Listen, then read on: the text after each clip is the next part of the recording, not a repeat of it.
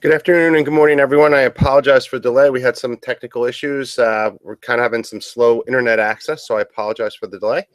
But hope all is well. And today we're going to go through comparing your award letter.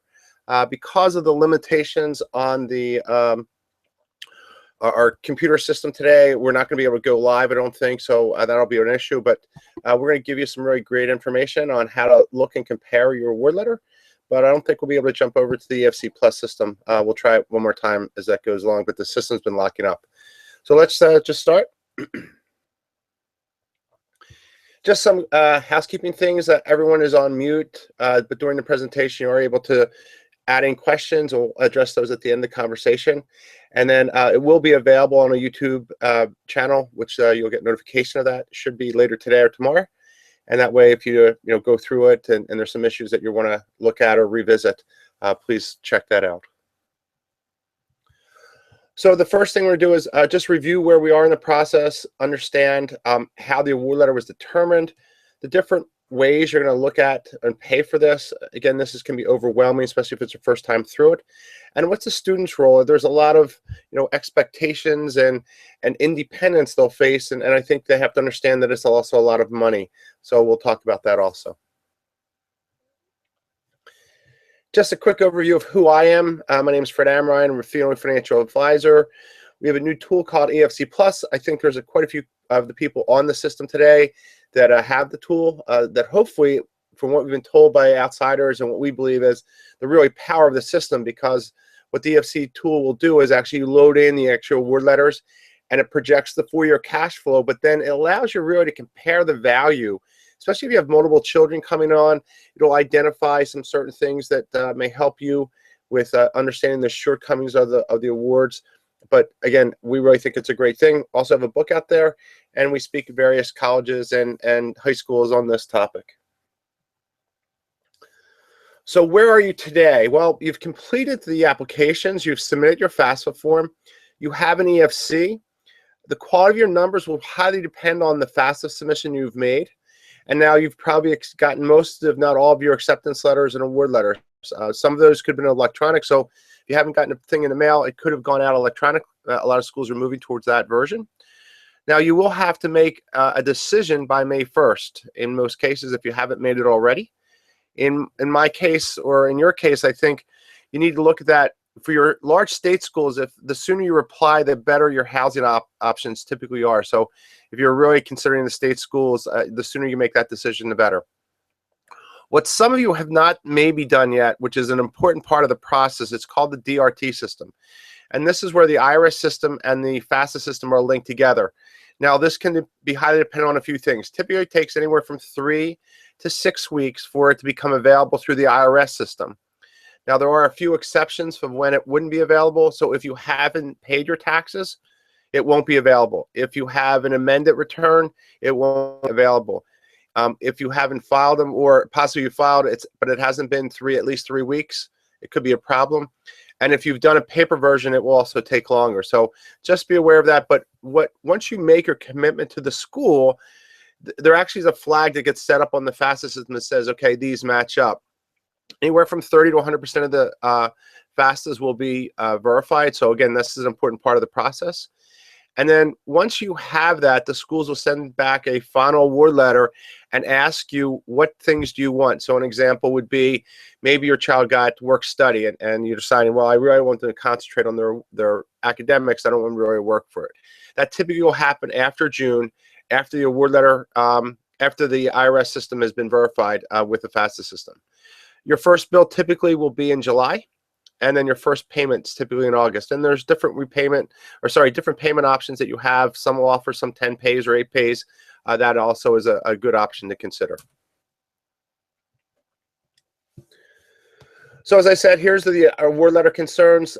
If you haven't done your taxes or you're still working on them, and your numbers that you've submitted on the FAFSA estimate are substantially different, then your award letters will all probably change. So that can be positive and negative. So we've had a few clients where their income was lower than what we had estimated. We'll have to go back and appeal that. But if your taxes or your income is higher than what you submitted, you run the risk of the school pulling back some of the award letter that you may have received. So just be aware of that. Again, the IRS system and the FAFSA system need to tie out. I just gave you those examples. And then an important part too is, if you've been divorced or separated, who claims the child on their tax returns, in my eyes, is absolutely critical now that everything is electronic. So typically they're going to link to where the student is. The student is the linking component within the process. So again, if your child was listed on someone else's tax return, your divorced spouse, they may pick up that or at least question it as part of the verification process. If there's, again, changes in your financial aid position, either positive or negative, on the negative side specifically, that's where you probably will do a appeal, go back to the school and say, hey, we've had a change in what we initially thought, and can we address that? And then, as I said, you'll get your final award after the verification. That typically happens in June after the verification is completed. Here are some of the problems, I guess, we see with the award letter and making your best college decision and looking at your award. The award letters from the schools only give you a one-year picture. So if you see your changes happening, or if you have multiple children in school on either side. So if this is your oldest and there's a child behind them that's going to be in college at the same time, you really won't see what your total net cost is going to be over the 4 years. And the inverse can happen if you have an older child, and this is your second or third child going in, and there's another child in school. When that oldest one graduates, then your EFC number could change again, making that school more expensive. Okay, so it's an important part that you look at that, and that's kind of what we've tried to do on the EFC tool, the EFC Plus tool. And with that, understanding what the school's gifting policy is. All these things, again, are included in the EFC Plus tool. But this way you can see if maybe your first year you're not going to qualify for aid because you make too much money, but now year 2 or 3, that second child comes on board, and now your EFC number is going to get cut in half, and those outer years you may qualify for aid, making that more expensive school a better fit or more affordable than you currently are looking at just because you have 1 year. So that's why we think it's absolutely critical you do a 4-year analysis. And another important part is doing the cash flow. So again, not really looking at things the same way, and this is often underutilized, is looking at the cash flow. So 2 people could have the same package, same EFC number, but if one parent has done a good job saving or doesn't live as close to their day-to-day cash flow, that more expensive school could be more attainable because of the parent who has lived more frugally because of their cash flow. So the cash flow is an important part that's not often discussed. And that also dictates your loan or debt structures. That's becoming a more and more important part. We have a program coming up in the next few months on debt structuring. I highly recommend that the students should take the Stafford loans no matter what happens for 2 reasons. One, to give them financial, responsibility in the process is the first reason. Second, if they're going to go to grad school and maybe you're trying to get them out of school debt-free, the grad school debt or loans are higher in interest rates. So it may be beneficial for you to save the money, have them take the loans out at their undergraduate level, and the interest rates are more than 2.5% higher in a grad school, and save that money for grad school and have them have the undergraduate debt. Okay. The other problem with the award letters, there's not a standard format. Again, separating in the right components and things like that are absolutely critical. So how is the award letter determined? There's not a standard method as far as reporting those award letters. Again, the government has one. Most of the schools, or only about half the schools, use it. So it can be difficult to compare apples and apples. But how it works, it's cost of attendance, and we're going to talk about that in a second, minus your EFC was the result of you completing your FAFSA form, or if you also did the CSS profile, tells the school how much you qualify for need-based aid. That doesn't mean you may not qualify or have need-based aid, but you have a child that's very attractive and they want to bring that child on board, that they've given them a merit scholarship. So that could be just a scholarship they give to the student. The next person, need-based scholarships. Again, when you go through the award letters, you need to break out what is a merit scholarship and what's a need-based scholarship. Often the need-based scholarships are also called grants, but also the merit scholarship typically have a separate letter, and usually there are strings attached, such as a certain GPA level, or participating in certain activities. Having the understanding that difference is absolutely critical in you understanding the award letter. And again, if you have the EFC Plus tool, it does that for you. And this will result in, if your EFC number is going to change, as we just talked about, the multiple children coming on board, that need-based scholarship will change every year, where the merit scholarship will not. Only a certain percent of schools meet 100% of need. So again, you'll probably have a financial gap. And the last piece is called self-help, which is basically the loans and work study that go with the program.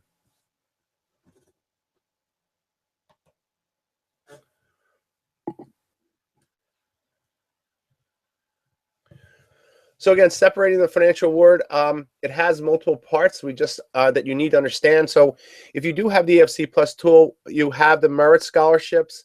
Again, this is working on that cash flow and understanding it. There's basically three types there. There's the one that comes from the school that's reoccurring. Make sure you understand those requirements. A lot of times we'll see students that don't fully understand it. They think it's there. And then they get, it requires the 3.2 and they get the 3.0 and the school can pull that scholarship away or at least prorate it. So make sure the child understands the financial responsibility there.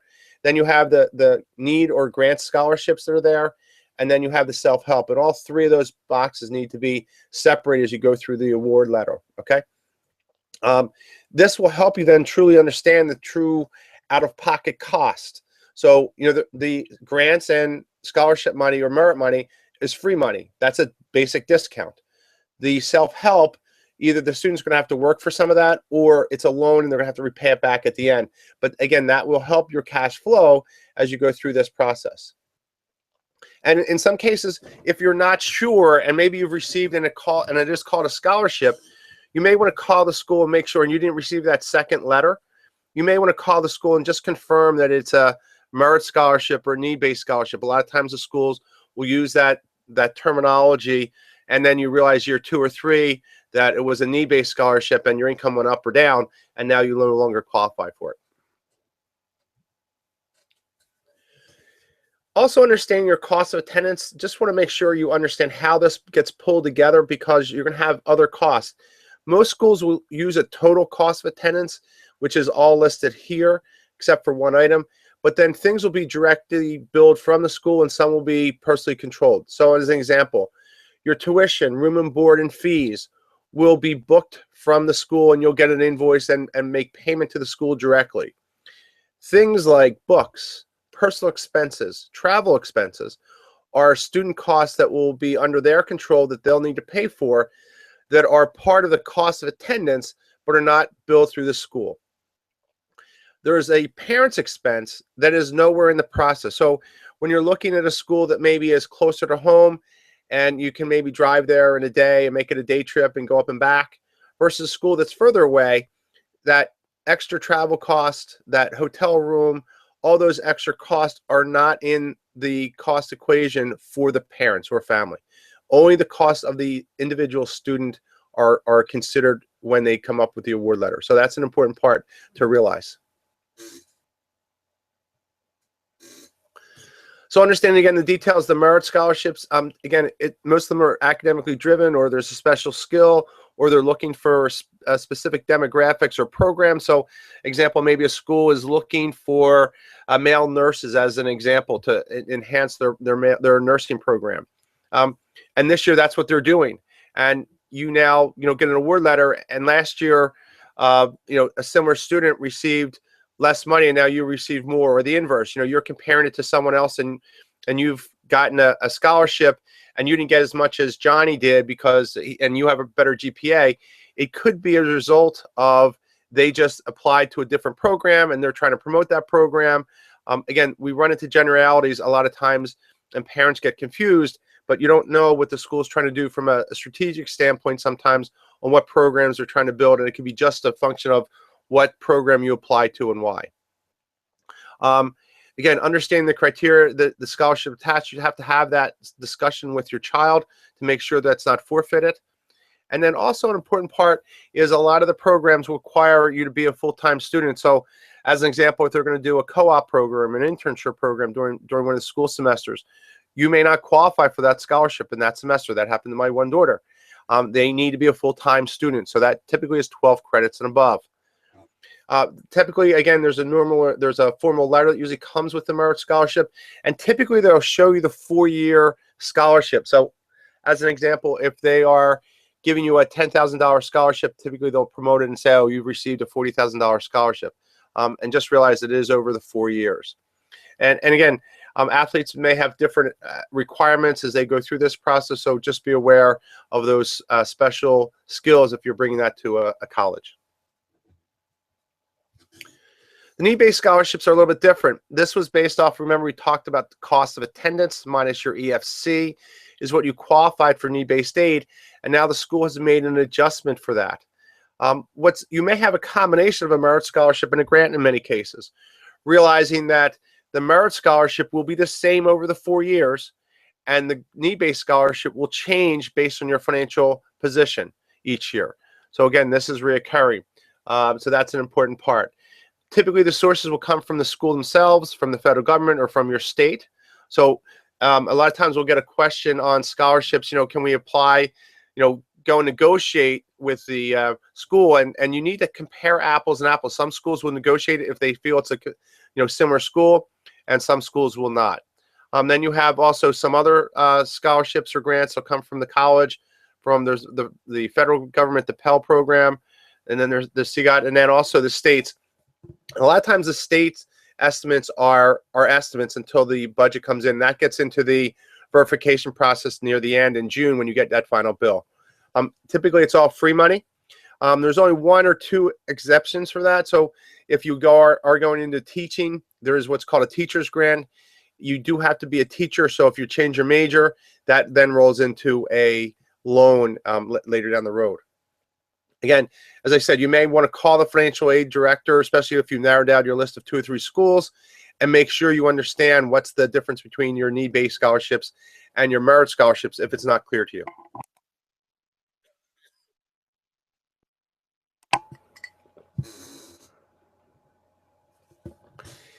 That moves us to the need-based portion, or the self-help.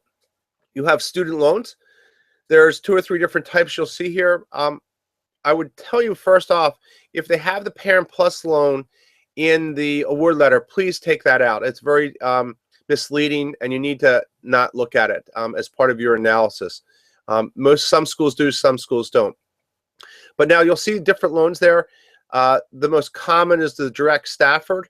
That will come in 2 versions, and again, this will be a result of your financial need. A subsidized loan means the interest will be paid by the government while the student's in school. An unsubsidized loan would be a loan that the interest is being charged loan while you're in school. Both can be deferred, or payment doesn't have to start until you're get out of college or stop going. And then there'll be a new rate that will start as of July 1 in the process. Then we talked about the Parent Plus loan. Again, that's a loan in the parent's name. You'll see that sometimes in your award letter.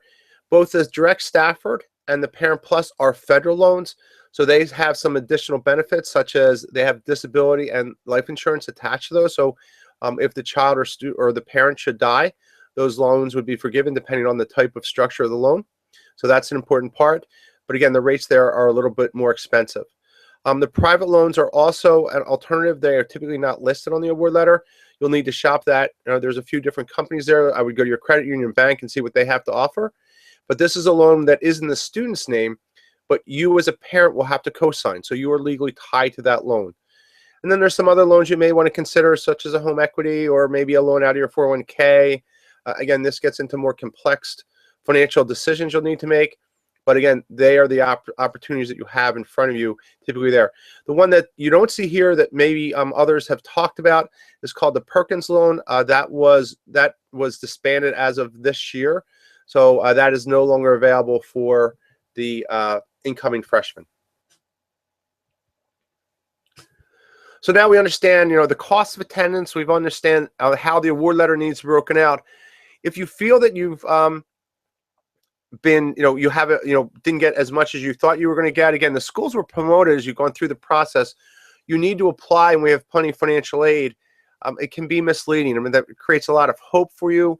And again, it can be somewhat disappointing when you see what you actually get. And that's what we've tried to do with our financial or AFC Plus tool. And the media will promote that, oh, you should negotiate with the schools. Let me just tell you, it's a very sophisticated, very regimented process, and the schools have certain goals. Yes, you can go in, and I would highly recommend you, if you feel that you have a possibility of getting more money, to do it. If you are going to appeal, many schools have a formal process. I would then call the school and ask them what the process is. They have either a form. If you go through that process, make sure you take into consideration the reader. So when we typically do this, we write a short one-paragraph introduction and then explain the reasons for our appeal with numbers if possible. So as an example, maybe you received, you were out of work, or now you're out of work, you've recently got laid off, and your taxes don't reflect now that you're laid off. This would say, okay, I've been currently, no longer employed, and my income will be reduced by this much. So that's an important part. That way you can put a dollar amount, again, 1 or 2 sentences per appeal point, and then see how the school will do that. I would, again, put it in a bullet point format with 1 or 2 sentences and numbers is the best results that we've had. And then that's an important part as you go through that. State the items that may be different from your taxes. Everything's highly generated off your taxes. Now, there could be some things there that are not on your taxes. So maybe you're supporting a elderly parent and it's not going to show up on your taxes. Or there's a child that has special needs, or you have some, a special situation that you're paying for that's not reflected on your taxes. You'll need to have proof of those, so cancel checks or invoices that you can, then prepare for the school and send that to them, and they may make an adjustment due to that. So that's an important part. So if you have financial expenses that are different, and that will go the same thing with your cost of attendance. If maybe your child has some medical issues and has to do more traveling back and forth, or maybe they need a tutor when they get to school because they maybe have a learning disability, which is an added cost, that may be another reason to appeal, that you now need to go back to school and ask them. And some schools will make the adjustments, some schools will not.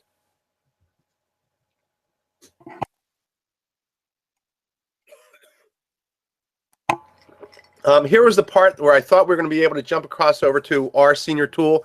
If you do have the AFC Plus tool, you go to the analysis section, you click on senior tool. It will then bring you to the award letter section. And basically, you're just going to key in the award letters as we've just stated. So the advantage to the award letter tool is then it's going to do all the math for you and sort the schools that are most cost effective based on their total net cost and your budget. So because of some technology issues that we're having here today, our internet's really slow today. I apologize, we're not going to be able to jump over and see that, but that's what we were planning to do here. So we're going to jump in now into just the payment options. Everyone just thinks, we get the EFC, we're going to get scholarships. There's a whole set of other options that can save you significant amount of money. So there's some tax strategies. Make sure you look at or how you pay your bill. As an example, the first $4,000, if your joint income is under $160 to $180, you'll qualify for $2,500 per child. If you're single, it's between $80,000 and $90,000. You can't use your 529 plan. So let me give you the example. If, say, our bill comes in and it's $10,000 and we have $20,000 in our 529 plan, you would want to pay the first $4,000 out of cash and the next $6,000 out of the 529 plan, and that'll allow you to pay or receive the $2,500 tax credit. You've paid the whole bill with 529 plan money. You can't double dip on tax savings. So how you make your payments is an important part. Looking at your different loan repayment options, again, we talked about maybe looking at the cash flow, which our system does, and why you need to have the student take loans out freshman and sophomore year. Some parents, it kind of goes against the normal, debt planning you would do. Typically, try to defer the debt as long as possible. In college funding, because of the legal responsibility and the repayment options, it's beneficial for the student to take those loans out at the beginning of the year. Also, especially if your child's looking at going into primarily the nonprofit world, or working for the government, or going into medicine or into teaching, they typically can qualify for the loan forgiveness programs, which also can be beneficial. And then another part here is using the 529 money well. Sometimes, we'll have parents or grandparents that have grandparents that put in money here. You need to be careful, as we talked about earlier. The 529 plan is a taxable event, and so, as I said, the FAFSA and the IRS system are now linked together. When you cash out a 529 plan, that shows up will generate a 1099 I think it is, and that impact will then flow through whoever it was dispersed to. So you need to be careful with that, because that will come in as untaxed income if it's not offset by a 1099-T from the school. So you need to be really careful on how you do that. So just I was talking about this, grandparents, if they have that kind of money, when to use it and when is the best time. Private scholarships, if you've gone through the work and maybe your child has or will receive some private scholarships, typically that money will be paid directly to the school and could offset some of the scholarship money they've received.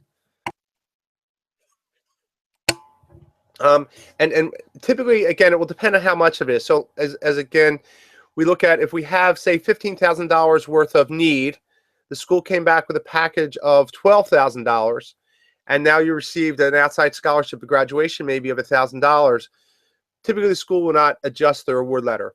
But now, say we got a $4,000 scholarship, and now that put us over $1,000 over our need, the school would then typically make an adjustment to your award package. They do not want to exceed your financial need. So again, that will have a factor on what's going to happen. And as we talked about others, it may not be just a grandparent, maybe an aunt or uncle has set up a 529 plan. When and how to use that becomes more and more important. The schools will consider outside resources as a direct reduction of your need. Another situation that's very common is maybe you work for a university or a nonprofit, or maybe a hospital that's linked to a university, and you're going to receive tuition reimbursement for your children. Or it's going to be paid directly to the school. That will also reduce your need dollar for dollar when that comes through. So just be careful of those one or two examples. As we go through this process, a lot of the students that we run into, this new independence that they'll face, and it's I'm getting away from mom and dad, and you've been there for them all their life, but it's new freedom. That again, there's a lot of peer pressure, and when you look at graduation rates, the national level is under 40%, and I think it's just the transition. And as a general sense for me, if you've taught your child good study habits and good time management, it's highly likely they will be successful. Again, there's a lot of distractions in front of them, but sometimes they get overwhelmed with this new independence because you've been holding their hands or guiding them to a different level. Again, the new expectation, and even this colleges, when you get sign all these papers, there's actually additional forms that you'll need to, your student will actually have to give you permission to get access, even though you may be paying the bill. So just be aware of those type of changes in the new sense of freedoms that both the schools and the students expect to have, that can be, somewhat isolating for the parents. I think it's an important part that the student also understand that this is an investment in themselves. Up to now, most of it has been getting to a point, but now if you look at what the outcome needs to be, it's their outcome. It's no longer yours. You're there to mentor them, but whatever they do now, it's going to help them get the job. It's not going to be you sitting at the interview for them, or your grades when they're looking at their resume to get the job next. As I said, the two most important parts for me is to do study habits and time management. If they have a good control of that, that will be really helpful. The agenda for the college students right now. So if you're now looking at going back, I'd make sure you visit the career centers or understand what services they have to offer, both from a help me make decisions on what career path I'm going to take, and also what type of job placement, and also internships and co-ops. So that's an important part. I think the new world our children are growing up into is they actually have to have a quality internship through their college academic process. Sometimes that's embedded in the academic program. So nursing and teaching typically have a student teaching or internship program. If you're in accounting or engineering, you're going to need to create that for them. Make sure you understand the education requirements. The sooner you can do that, the better, and that will better utilize your resources. So if your child's looking at a career, I'll give you my example of my daughter, who's a speech pathologist. we knew she needed to get her master's once that was determined. That wasn't to the end of her freshman year. Again, being open-minded, that didn't happen. It wasn't even on our radar screen, as we looked at colleges. So just be aware of that. You have some flexibility, but understand the education requirements as soon as you can. And that's where the Career Center can be very, very helpful for you. Again, each semester, the best way to save money is to graduate on time. We just, I talked about it a minute ago, that the graduation rate is less than 40% nationally. The best way to save money is to graduate in 4 years and then help them envision their life at age 25. So how much education we're going to need, how much debt will I have at graduation or at 25, what's that job pay, how many career openings are there, is it very competitive? All those type of things need to be discussed over their academic career as they approach adulthood. As we go through this too, again, as we said, understanding the job requirements. Do I need my master's to get that job? I'll give you another example. My middle one's a teacher. It was more beneficial for her not to have her master's because she's more economical for the school districts.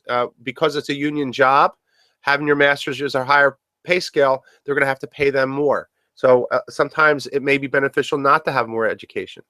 How much debt will you have and how is it structured? Again, we talked about those different options. What people don't really realize is the student, depending on a few different things, can only get about $27,000 to $35,000 in their name during college. The rest of that money that will be financed will either be the parents indirectly or directly legally responsible. So be careful how you structure that debt. Also looking, there's a lot of pressure during this process for them to follow their dreams. And I agree with that totally, but you also have to be practical. At some point in time and say, okay, what's the likelihood my child's going to get that job? How hard are they going to, what does that job pay once they get there? So, and how unique am I to get this job? So I think there are important parts you need to look at. What's the starting salary and what's the growth potential? Is it a new career? Is that, and even if the careers are changing. So I'll give you a perfect example, maybe communications or publishing or writer, look at what's happened to the newspaper industry. You had all those jobs that used to be there that were employee jobs that you'd work for a newspaper magazine. And now most of those careers have moved into a, self-employed or you're really just job hopping or being hired periodically by these companies. So it's not where they're actually employees of the magazine. So that's an important part you need to realize. And then to help them try to envision the quality of life. That's a mixture of things that we talked about. And how much money they're going to be making. Are they going to be doing what they're good at? All those things are absolutely important as you go through this process. We were just reading the other day or yesterday different things on opportunity and outcomes. There was an article posted. I can't remember the exact source, but they said that 4 out of 5 lost students didn't feel it was worth the money now. So again, things are changing. Not to say that's good or bad, but just be aware of those changes. So just to wrap up here, as you go through this process, I think it's probably one of the most complicated things that you will face as a parent, as a financial decision, when you look at how the process works. So we've just explained that, the cost of attendance with the EFC, and then all this different award money that's going around. And then how do we pay for this? All the different debt structures, and then what's the consequence of those debt structures as my life as a parent and the students will move on.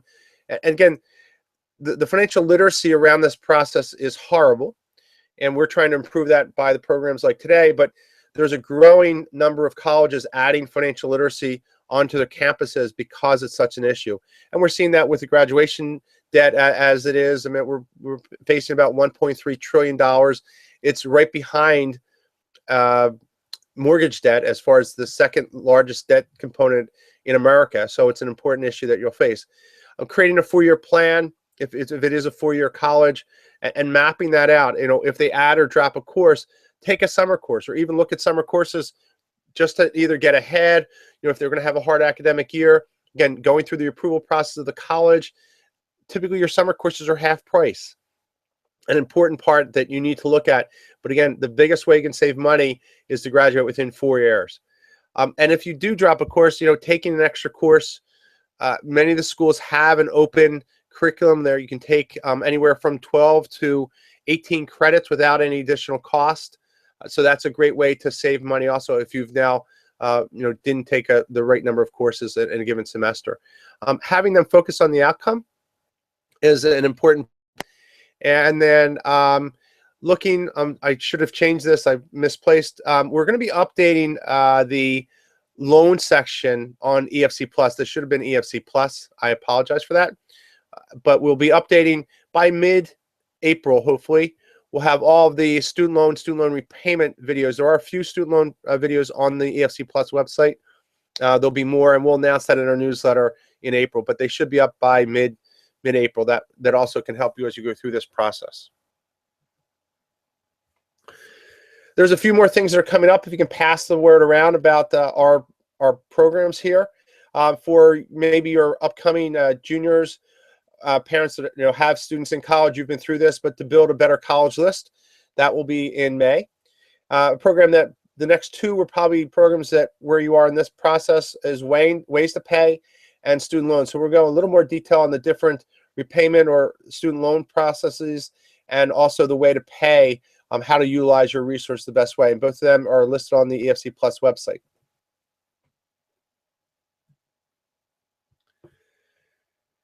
As you can see, we try to focus everyone, and I think this is the goal, and you have to have that conversation with your child, is focusing on the outcome. There's going to be bumps. They're going to drop classes. They're going to change majors. That's just going to happen. But if now you have an end goal to say, okay, we're going to graduate on time, hopefully, and get a career that you think you're going to be happy in, it's going to pay the money you want, is all very important. And there's the website, EFC Plus. Hopefully you has been helpful. I apologize for the delay a little bit as we first started, and also not being able to show you the EFC Plus tool, but hopefully we'll have more information on that coming up. See if there's any questions here. If you have any questions, please send me a note. One question here is, can you re-explain the difference on the direct staffer loan? A lot of times you're going to see the terminology is just going to be called direct federal loan. And what happens there, a subsidized loan is a loan where the interest is paid by the government while the student is in school. That will include when they go to grad school, anything after that. So unsubsidized means interest is being charged that loan from the beginning after the second disbursement. So hopefully that will explain that issue that you have. And another question is, can you re-explain the merit versus merit scholarships? I think it's an important part on the cash flow. Again, typically the 1-year scholarship. So in most cases, the scholarships are reoccurring from the school. So that will again go over 4 years. And a lot of the private scholarships or scholarships you'll get outside are typically 1 year. Some are 4 years, but typically that needs to be identified. That gets into understanding the cash flows. As your numbers will change, the cash flows become more and more important because that dictates how much money you'll need. Your financial aid position may change substantially. So think of this: if you're looking at a $60,000 school and your EFC number is $30,000 is $60,000 also, and now you have a child that's going to come in their sophomore or junior year, your EFC number is going to go to 30, and now you're going to qualify for $30,000 worth of possible aid over the next 2 or 3 years, depending on how that overlap works. So, this, because the schools only give you a 1-year view, it could make that more expensive school and maybe a better fit school look non-affordable, at least right now. But if you had the EFC Plus tool, you'd be able to see this and be able to compare your value better. What we're seeing is from parents, and we're hearing it also from the college planners, there used to be a trend of, okay, I just want to get in the 2000s. Then it moved to fit. And now the new term and everyone's looking for is what's the best value. And just as a side note there, value doesn't mean it's the cheapest. When you look at other things you need to look at will be graduation rates. What's the retention rate? If your child transfers, the likelihood of them graduating on time goes down substantially. So, and change majors. So all those things are an impact as you go through this process. So just be aware of that. the cheapest school, if you know your child, you've now looked at maybe a state school that's going to be half the price of that private school, but can you envision your child surviving a classroom of 200 to 300 or 400 people? If you don't think they're going to make it there, then the outcome, when you really look at the net cost, if you go to that cheaper school, the state school, and you go to the private, maybe there's a $4 or $5 or a $10,000 or $12,000 difference. If you factor in there an extra year, that 5th year at the public school will cost the same amount as the private school. Plus, if you add in the opportunity course, the opportunity of them not making any money, that becomes an issue for you. Someone's asking a question here. Regulations that are faster 2018 schools here based on turn. Does it mean? So someone's asking about your EFC number on the FAFSA. You have to understand if the FAFSA number, and this gets into that gap. We've had we didn't have it, but a few advisors have called us.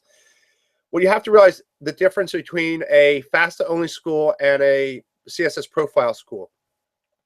Your FAFSA number is the same at every school and is determined what you qualify from a state and federal level. If the school has an institutional number, that's unique to that school. The schools will factor in their own numbers or what their percents are going to be on their allocations. Your CSS profile number could be substantially different at that school. So you, as an example, let's take that $60,000 school, and maybe your EFC number is 30 on the federal methodology. Your CSS profile number could be $45,000. And now you're looking at an award letter and you only got $10,000 in financial aid. You're like, wait a minute, I had $30,000 worth of need. It's not because that they didn't want to. It's because internally they have a methodology of only giving up to their CSS profile number. And that will change school to school on the profile. So a CSS profile, one school could be 45, and another school could be 40, another school could be 48.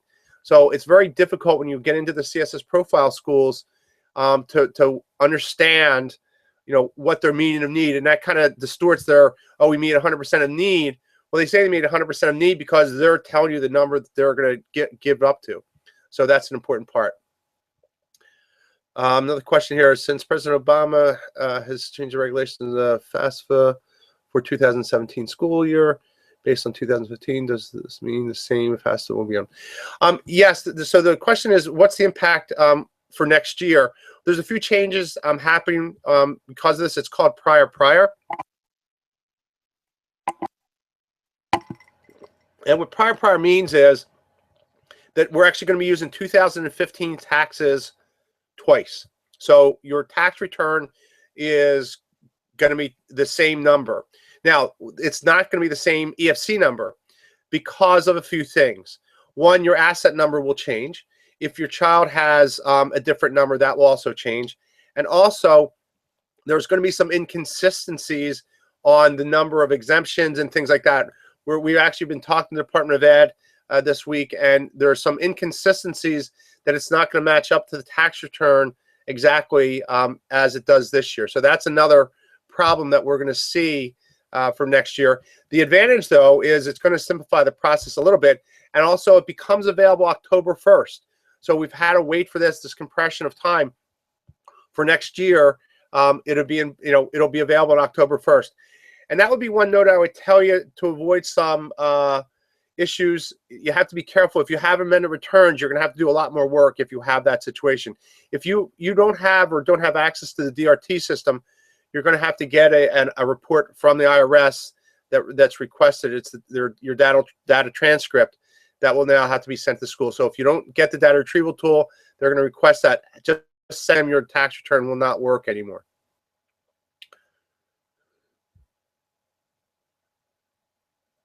So another question is, if a scholarship are paid to the student, should they put it into their 529 to minimize the set? Most scholarships will not be paid to the student. It's very rare, only because the scholarships, they're typically nonprofits. So typically for their benefits, they're typically not going to let you do that, and the money go directly there.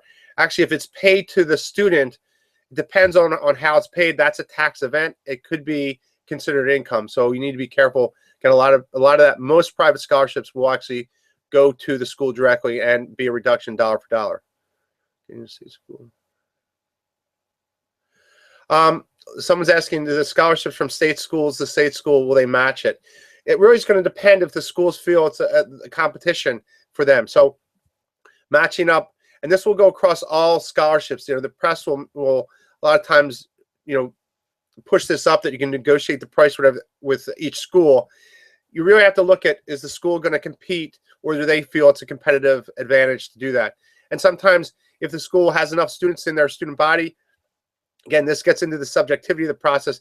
If they've reached their goals as far as class size or their revenue numbers, and your child's just another average, I'm not saying downplaying that, or just another one, that they already have, they're less likely to be kind, I guess is a better way. Where if they have a bad yield and they're still trying to get you to come, they may be more generous. It really depends each year. And this gets into the inconsistencies. We have a tendency to generalize our scholarships and hear, oh, Johnny got $10,000 last year. Well, there may have been reasons. They had a bad yield that year. They were trying to promote a different program that he applied to. Just be really careful about those generalizations and expectations. And again, part of it is blamed on the colleges in my eyes, in the sense that they tell you when you went to those visits, oh, you need to apply and we have plenty of financial aid, and the expectations are not as good. Let me see here. There's one more question. I think someone's asking about state tuition rates. There's some unique things happening on the state tuition side. And what I mean by that is a lot of them are reciprocating, or giving some benefits for in-state tuition. There's a few programs, some people out there promoting becoming a resident of the state. Typically what happens now is the state residency is dictated from the parent's tax return. So that's typically how it works in many cases. There's a few exceptions. We've had a few clients this year where that's been the exception, if they've been in the state longer, and now maybe one parent's moved down south or something like that. But again, you need to talk to this school before you do that. Again, there are some reciprocating state tuition programs that it's outside. It's almost an additional scholarship for that outside student to occur. Actually, California last year and a few states got in trouble because they were attracting more out-of-state students and denying in-state students because of the revenue. It's a business. As I say in many of my other presentations, understanding that this is a business, it will help you go through and understand some of the inconsistencies that you'll see. But a few states last year, I think, either got penalized or called in by their state legislation because they are letting in more out-of-state because of higher revenue that school is going to generate, even though it was a state university. So again, just understand that it is a business and does explain other things. I think that's all the questions that I have today. I just want to thank everyone for joining us today. Hopefully this has been helpful. And we'll talk to you. Please sign up for the newsletter if you haven't. And if you can just pass the word, that would be appreciated. Thanks and good luck in your decision process. Have a great day.